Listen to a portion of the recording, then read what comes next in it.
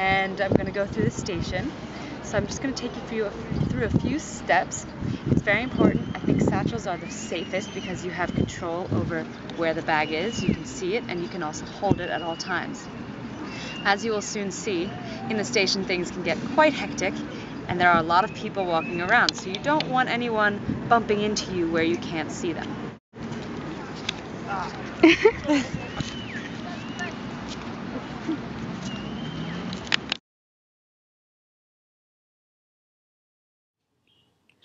Now that you've gotten home safely, I'm going to give you a few tips to help keep you and your things safe and secure at home.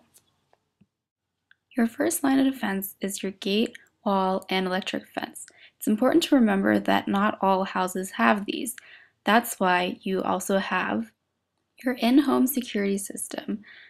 Most houses will have an alarm system that places sensors in each room and is armed with a code.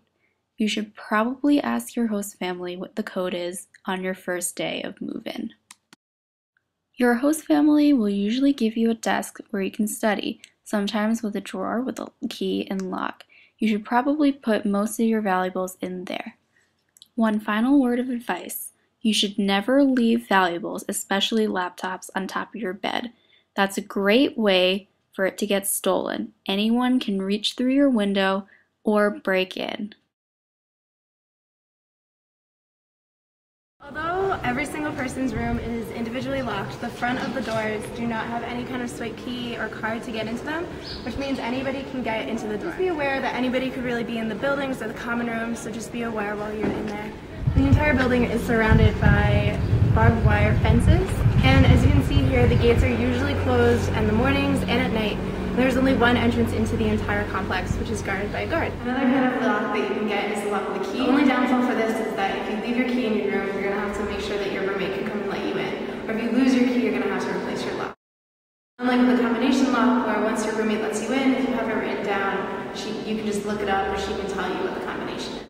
The locks you can use on your closet is a chain and a lock. The chain you can get here and have our own, and then the lock you probably should bring from home because it just makes it easier.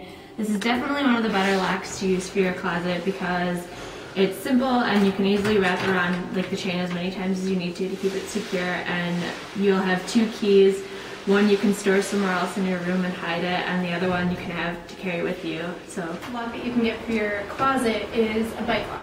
But we don't recommend getting a bike lock because they're not as easy to move as the chain would be, and you have to kind of circle it around every single time, and it's really hard to make sure that your closet is really secure.